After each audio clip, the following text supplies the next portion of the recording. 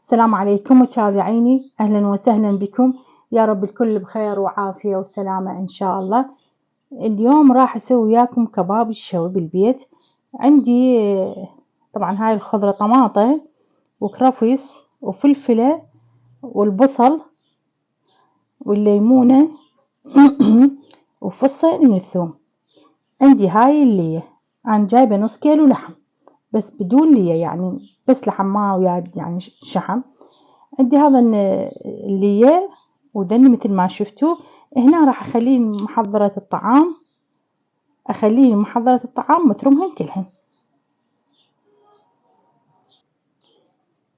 هنا متابعين مثل ما شفتوا الخضروات واللي ثرمتها حتى تذب السوائل. هنا خليتها بالمصفاة. هنا عندي نص كيلو لحم.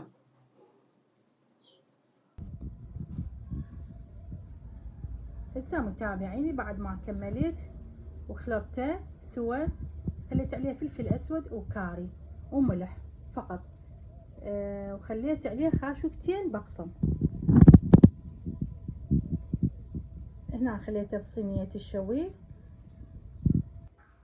هنا متابعيني كملت، واللي سوائل اللي نزلت من الخضروات دهنت الوجه، حطيت عليه شوية معجون ودهنت الوجه مال الكباب. هسه راح ادخله للفرن.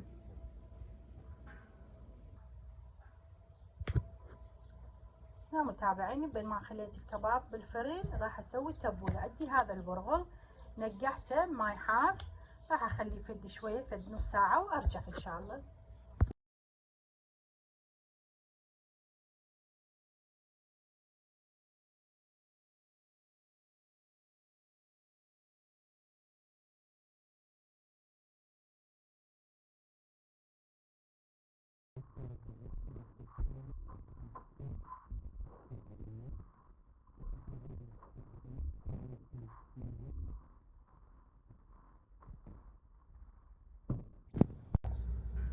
هنا متابعيني كملت حمص الشعرية. هنا راح اخلي عليها ماء.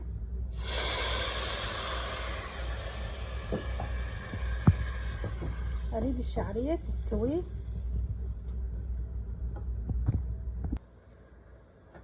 هنا عقب ما استوت الشعرية هنا ابدي اخلي الشكر. جلاس شكر واحد خليت.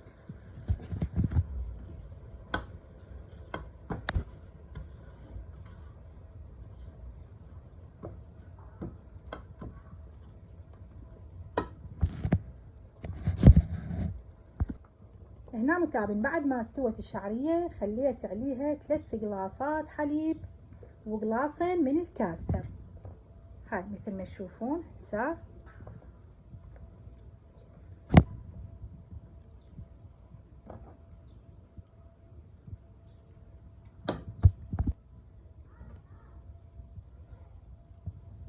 هنا كملت حلويتنا الشعرية والكاستر.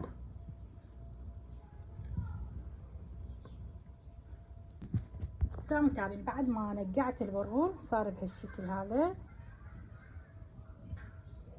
انا هنا رميت خيار وطماطة وراح اثرم الخس وهاي الليمونة حتى شنو اخلطه سوا ان شاء الله. هنا متابعين كملت تبولتنا. هسه راح اخلي زيت الزيتون، قليل من زيت الزيتون. هذا زيت الزيتون مثل ما تشوفون.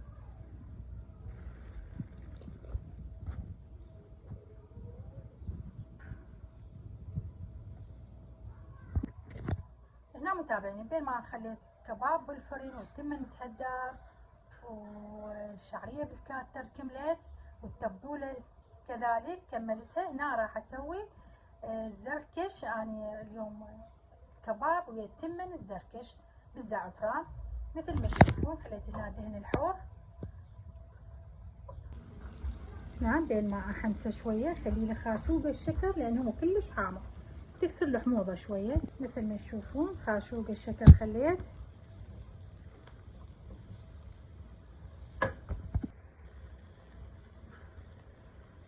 بين ما كملت الحميص هنا عندي زعفران انا منقعته.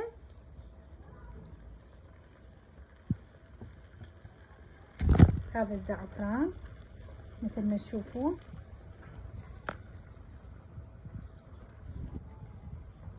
هنا متابعيني كملنا فطورنا مثل ما تشوفون. الكباب كملته هنا استوى عندي وقصصته قطعته. عندي التمن بالزركش والزعفران مثل ما تشوفون. هاي تبولتنا وهاي حلاوتنا لهذا اليوم. عندنا البصل بالسماق والطماطم الشوي. هذا فطورنا وحصتكم ألف عافية إن شاء الله.